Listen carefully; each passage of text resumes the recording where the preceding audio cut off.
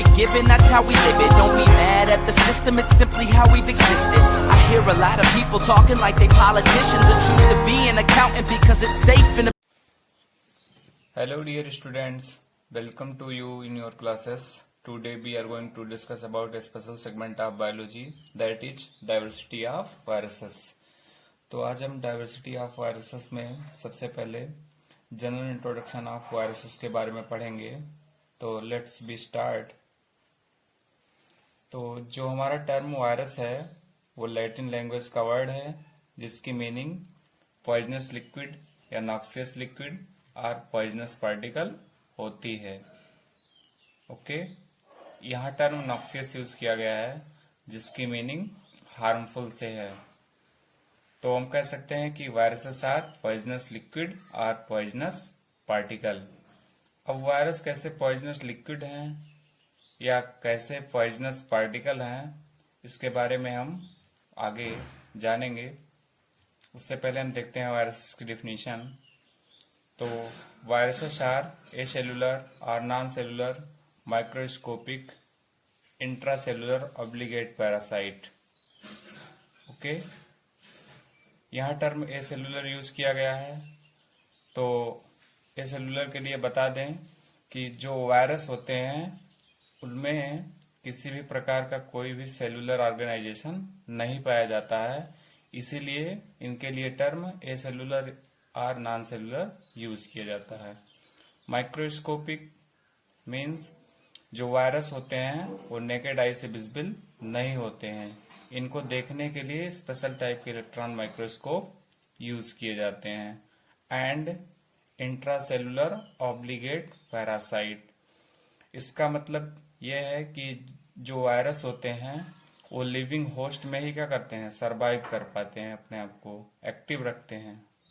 ठीक है, और जो लिविंग होस्ट होते हैं उन्हीं के मेटाबॉलिक मशीनरी एक्टिविटी को यूज करके अपने आप को रेप्लिकेट करते हैं और अपने लिए नेसेसरी प्रोटीन सिंथेसाइज करते हैं.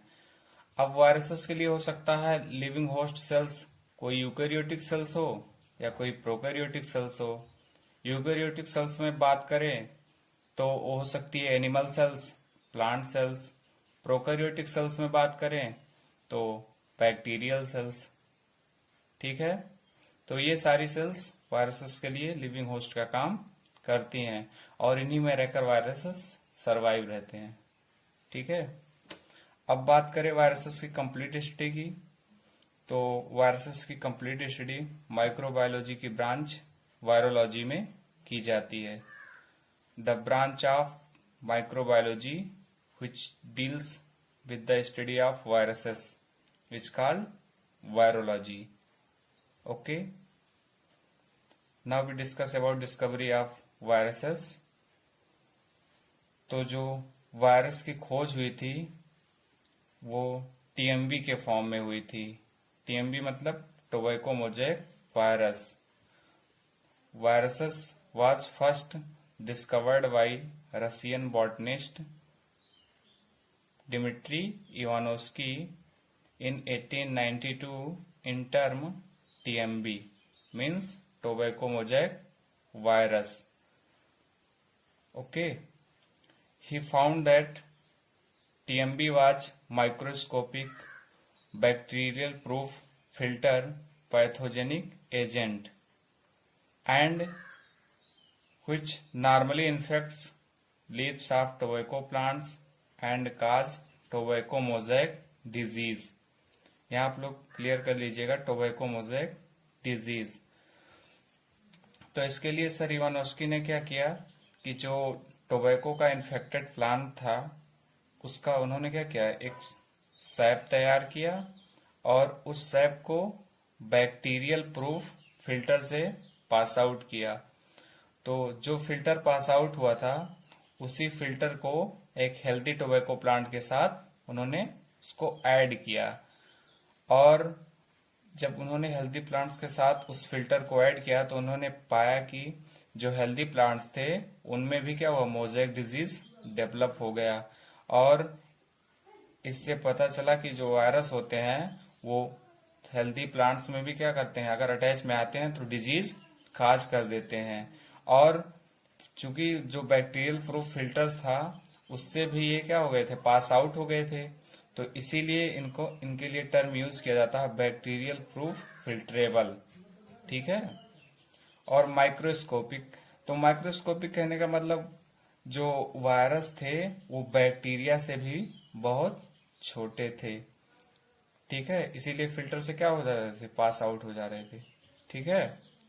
After this Dutch microbiologist Martinus Beijerinck proved Ivanovsky experiment and termed this pathogen as virus.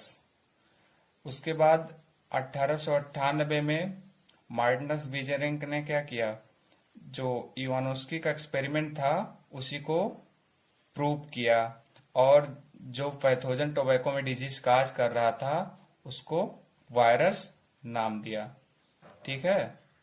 और उन्होंने एक टर्मिनोलॉजी दी, कॉन्टेजियम वाइवम फ्लूइड।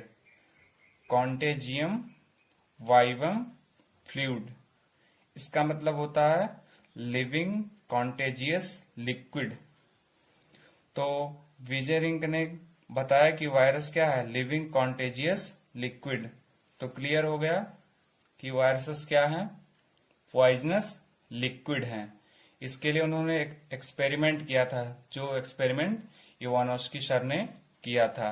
मतलब कि उसका जो इन्फेक्टेड प्लांट था उसका सैप तैयार किया और उसको बैक्टीरियल प्रूफ फिल्टर से क्या किया, पास किया, और जो फिल्टर था उसी को हेल्दी प्लांट्स के साथ ऐड किया।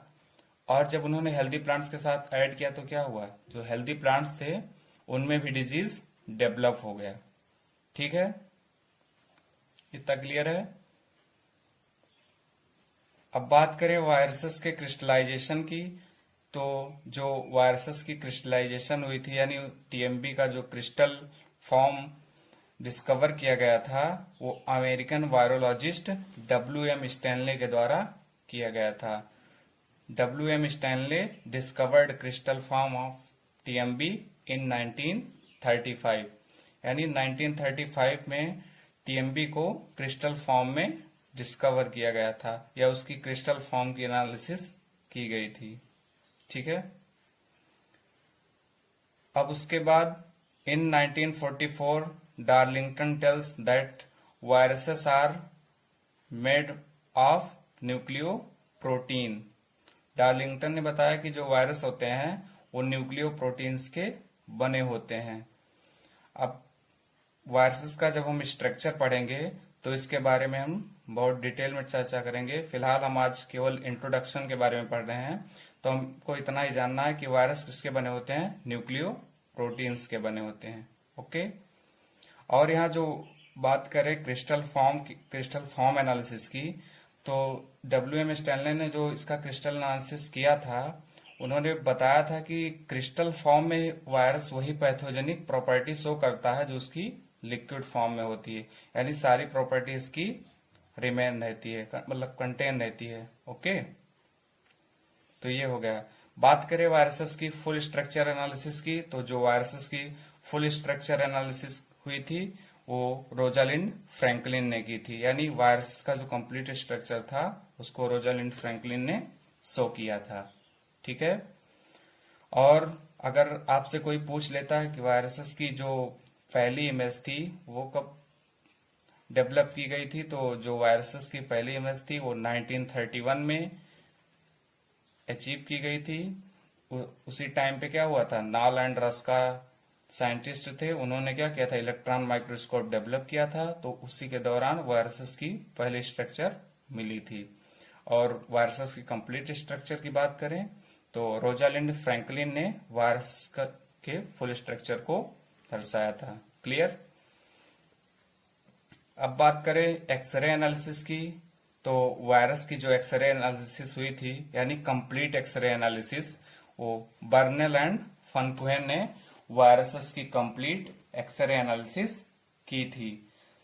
ओके, इतना क्लियर हुआ। अब आगे बात करते हैं कि वायरसेस जो होते हैं उनको लिविंग और नॉन लिविंग के बीच की कनेक्टिंग लिंक कहा जाता है। ठीक है। तो अब देखते हैं कि वायरसेस के जो लिविंग कैरेक्टरिस्टिक्स होते हैं वो क्या होते हैं। तो इसमें फर्स्ट पॉइंट है, viruses are active only in the living host cells. Means जो वायरस होते हैं वो केवल लिविंग होस्ट सेल्स में ही क्या करते हैं, एक्टिव रहते हैं। ठीक है। अब लिविंग होस्ट सेल्स हो सकती हैं एनिमल सेल्स हो, प्लांट सेल्स हो, या बैक्टीरियल सेल्स हो, फंजाई सेल्स हो, या अलगल सेल्स हो। ठीक है। दूसरा पॉइंट है कि they can replicate by using biochemical machinery of prokaryotic and eukaryotic cells and synthesise necessary protein. ठीक है। तो जो लिविंग होस्ट होता है उसी की बायोकेमिकल मशीनरी को क्या करते हैं, वायरसेस यूज करते हैं और अपने लिए नेसेसरी प्रोटीन सिंथेसाइज करते हैं, अपने आप को रेप्लिकेट करते हैं। ठीक है। थर्ड पॉइंट है, viruses response to stimulus. Living things की जैसे ही क्या करते हैं, वायरस स्टिमुलस के प्रति संवेदना व्यक्त करते हैं। अब वो स्टिमुलस हो सकते हैं temperature, chemical substance and radiation. ये सारे स्टिमुलस हो सकते हैं और इनके साथ वायरसेस क्या करते हैं, संवेदना व्यक्त करते हैं लिविंग थिंग्स के जैसे ही। ठीक है। और लास्ट पॉइंट है, the genomic composition of viruses either DNA और आरएनए बट नॉट बोथ। ये पॉइंट बहुत ही इंपॉर्टेंट है कि जो वायरस का जीनोमिक कंपोजिशन होता है वो या तो डीएनए हो सकता है या आरएनए हो सकता है, बट दोनों नहीं हो सकता है। अब डीएनए में भी हो सकता है सिंगल स्ट्रैंड डीएनए हो या डबल स्ट्रैंड डीएनए हो। आरएनए में हो सकता है सिंगल स्ट्रैंड आरएनए हो या डबल स्ट्रैंड आरएनए हो, बट दोनों साथ में नहीं हो सकते हैं। ये पॉइंट बहुत ही इंपॉर्टेंट है, क्वेश्चन आ सकता है ये कि वायरस में क्या दोनों एसिड एक साथ हो सकते हैं, तो आंसर होगा नहीं। ठीक है। अब बात करते हैं non living characteristics of viruses की। तो इसमें फर्स्ट है, don't replicate outside living host. Means जो वायरस होते हैं लिविंग होस्ट के बाहर इनर्ट फॉर्म में पाए जाते हैं, कोई रेप्लिकेशन एक्टिविटी शो नहीं करते हैं। Second point, don't perform any independent metabolic activity in absence of enzymes. Means enzyme के एब्सेंस में ये कोई मेटाबॉलिक एक्टिविटी इंडिपेंडेंट फॉर्म में नहीं शो करते हैं। ठीक है। तो ये हो गई वायरसेस के जनरल इंट्रोडक्शन की बात। अब आगे हम वायरसेस की नेमिंग और स्ट्रक्चर की बात करेंगे। तब तक आप लोग स्टडी करते रहिए और कमेंट में आप लोग किसी भी क्वेश्चन का आंसर जानना चाहते हैं तो कमेंट करें और वीडियो को लाइक, सब्सक्राइब करें और शेयर करें। Thank you. Thank you.